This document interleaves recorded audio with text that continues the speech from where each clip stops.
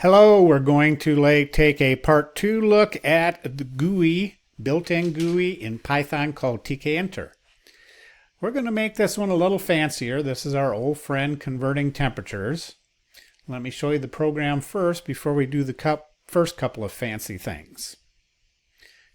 And there it is. Well, look at here. We have a temperature icon up there. We're going to do that. Notice how the widgets here look a little more modern. Automatically, our cursor is in that first place ready for us to enter a temperature. So if it's 32 Fahrenheit, I can type it in, press enter. It calculates.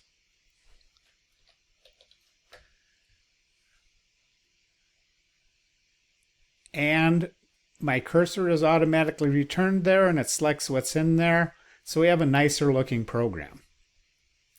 We are going to go and first get ourselves an icon. This only works in Windows. I don't know how to do it for a Mac. Icon Archive is a good place to go. It's got all kinds of free icons in it. So let me make this a little smaller.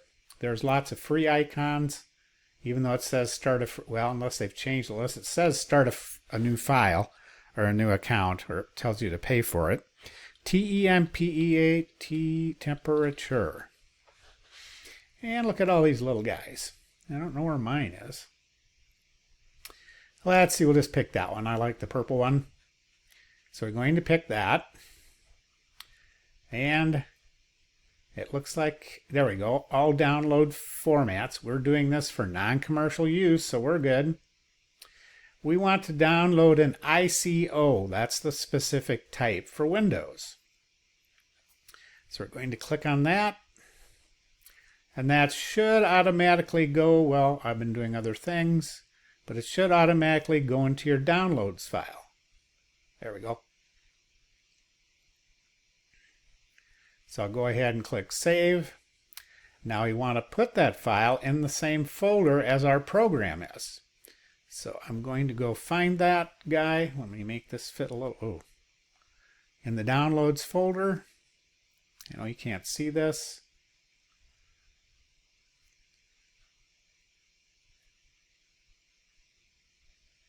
There we go. Downloads. There's our, that's quite a long name. So I think I'm going to call it something else. Temperature, because I've already got one called temperature icon. Or maybe I could call it thermometer. Anyway, I'm going to cut it from here. Control X on Windows cuts. I'm going to go down to my temperature. Yep, I made a folder for my temperature converter. And it's right here under temperature converter. Let's see, and I'll paste it in here. There, because I already have a thermometer icon. Well, now I've got a thermometer icon. Also, another one. So we want that in there. What's the other thing we're going to do? Oh, we're going to put in a degree symbol. You can copy it from here. You can also go to, this is specifically a website just to get the degree symbol. Well, I think there's probably other symbols, but if you do copy, that copies the degree symbol because you can't type that on the keyboard. Let me get all this out of the way. And in my program, wherever it is I'm displaying things, there it is, centigrade. Paste it in there. If you just paste it somewhere in your program, you can copy and paste it later to put it in the right place. Well, I'm not going to type all this code. I'm just going to go through it and try to help it make sense. First thing, we're going to do our regular Tkinter import, but we're going to override the ones that have fancier looking, more modern icons if possible. So if there is a tkinter.ttk, it will use that icon. If there isn't, it'll use that widget. If there isn't one, it'll use the older widget. And you will see it happening because it'll look nicer. See, the buttons look nicer. This is all a little bit smoother. I've also got a little frame around it. Ooh, I got all kinds of fancy stuff going on here. I called this temp because if I did temperature, it didn't show the whole thing. All right. So this is an object-oriented program. Here's our class.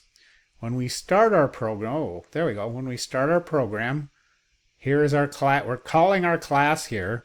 So a class is like a special method. When we call it, it creates an object.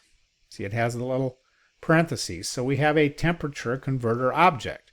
And all we're doing with this is using this to start our program. Then we jump up here. When the temperature object is created, we create our window. But notice we're doing self.root. This allows us to mix and match things a lot more easily and separate things into different methods. And then we have self.root.title, and that's why I only have temp. Here is where we add our icon. So I'm going to put in my new one. Let's see, thermometer underscore icon.ico.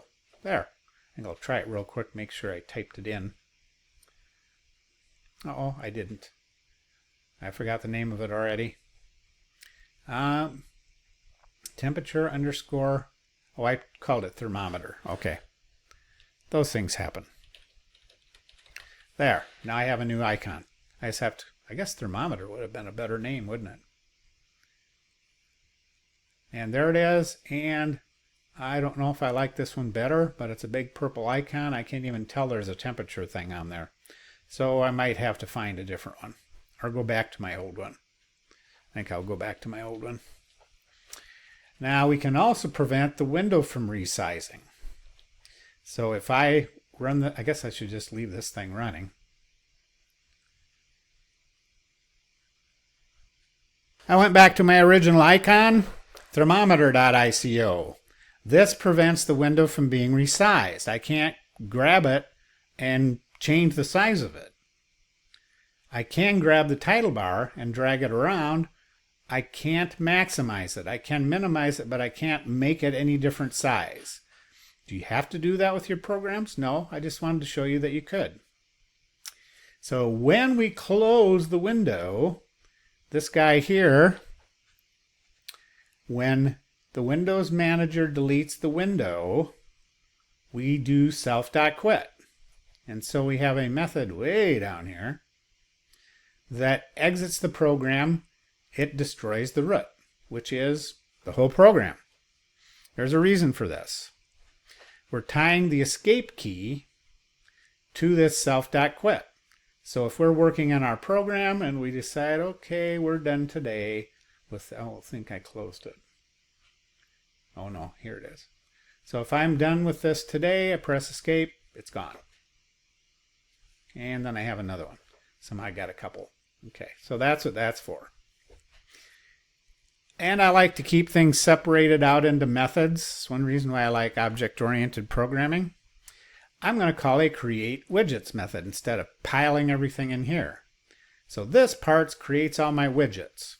So I'm doing something different with this one. Instead of just using the window, I am using a frame.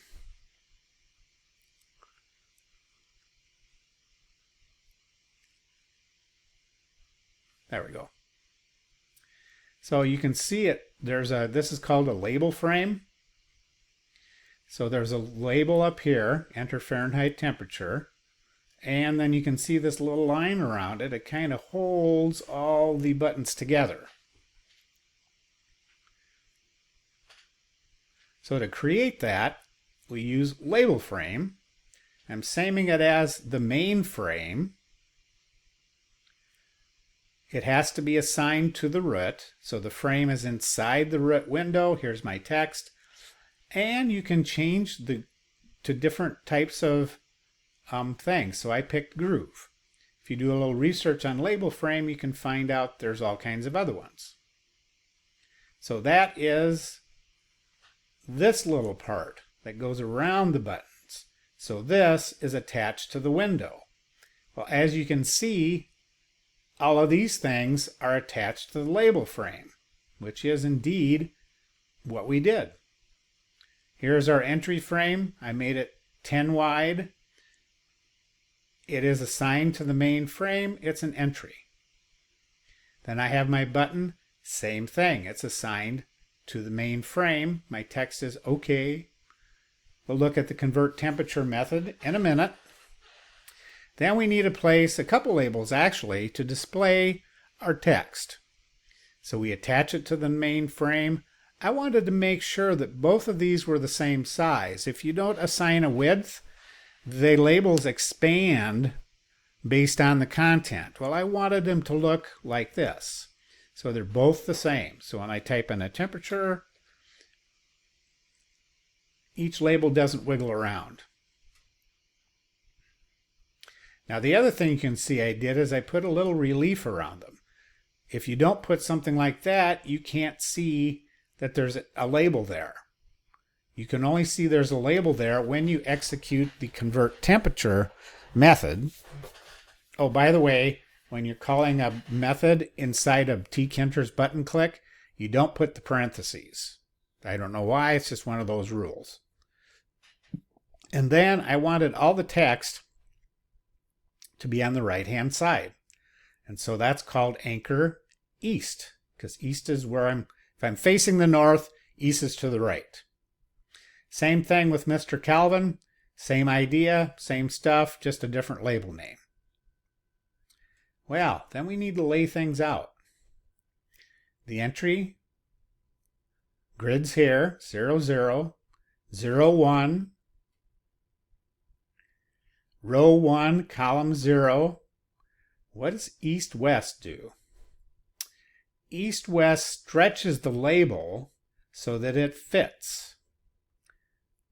That's why we want to do that. So sticky means it sticks the east over to here, it sticks the west over to there. Same thing with this guy. This guy's row 1, 1. And this sticks the label to each side. And I want to set padding. That's a space. The space between the label frame and the edge of the window, that's called padding. And I wanted to configure that to 20 by 20. So it's 20, I guess, pixels, probably, pixels on each side. So it gives a little more room and you don't have everything crunched together. And then I'm doing this thing. It says for widget in mainframe, which basically means everybody inside the main frame gets an X padding, left, right, a Y padding, up and down of 10. So it just goes through each widget and assigns the padding instead of having to assign the padding to all of them individually. I can assign the padding consistently to each one of those. Now here's another new thing, focus set. Well, that's why when I open my program, the cursor is blinking right on the entry. Cool. Because then you don't have to click around with your mouse. The fact that I can press the enter key to make it do something and it automatically goes back makes my data entry easier. I don't have to get out the mouse. By the time you get out the mouse, I have already typed it in and made 8 calculations. If you watch someone who knows what they're doing on the computer, they rarely use the mouse. They use keyboard shortcuts and they get things done pretty quickly. Now, this is new. So to the root window, we're binding the return key, which is your main enter key on your main keyboard. And this is the keypad enter. So if you press either one of those keys while this guy has focus, that fires this. You don't have to click the button. You can if you wish and you can't get away from the mouse, but you don't have to use the mouse. You can, but you don't have to. This is the escape, where if you press escape, it executes that command. So bind is like connecting that keyboard keystroke to a particular method. And there's our quit method. So our calculate's not going to be very difficult. This is the same calculation we do. In fact, this should have probably been I could have made this a separate method, but I didn't. What we're actually doing 3 things. Besides calculating, we're getting input and we're doing output. So really, it's not really convert temperature. All right. So entry.get gets text. Anytime you enter information into a program by hand, you're entering text. Well, we can't calculate with text. Can you divide an A by 2? No, you can't have half an A. But you can convert it to a float. So now it's a float. We assign it to self.Fahrenheit.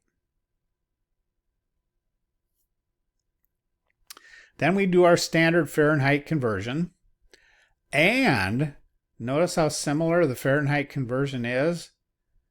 Celsius conversion is the same as Kelvin, except it's 273 degrees different. Yeah, it is. So now I've made my calculations. I need to configure my text box, and I can use an F string in here just perfectly fine, even though it's not part of a print statement. This is the print statement for a GUI program.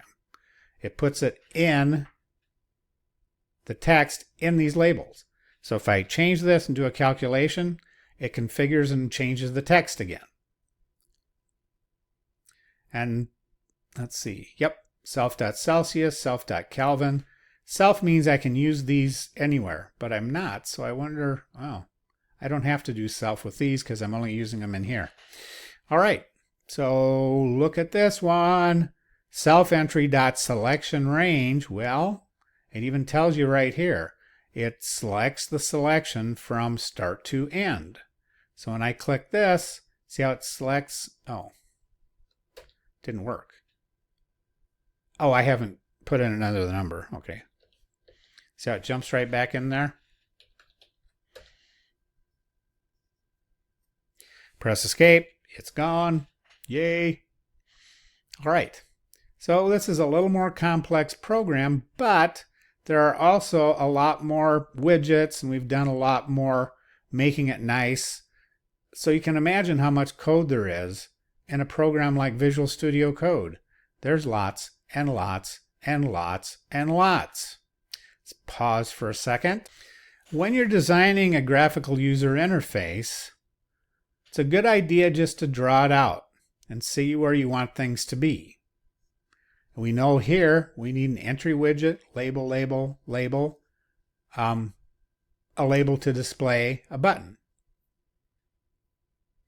So then we can superimpose our grid on that. We know 0, 0, 0, 1, 0, 2, 1, 0, 1, 1, 1, 2. That way you can grid it out and figure out what's going on. Now, if you don't like doing it by pencil, which actually is a pretty good way to do it, and you want to be fancy, there's a program called Pencil that allows you to make a nice little interface. You drag and drop stuff. They have a little tutorial there to help you get started. What we're going to do next is, whoa, look at our program. Very cool, huh? Well, there are other libraries that allow us to make our Tkinter programs very nice. So this one's using the Sun Valley library. Well, you notice that, it's not installed. So we do our standard installation. Now, the library name is not always the same name as the module you want to install. So this one's SV_TTK, yet you install SV-TTK. So this is an open source third-party library. We go ahead and put that in our command prompt and press enter, and a few moments later, we've got it. Now we can run the program.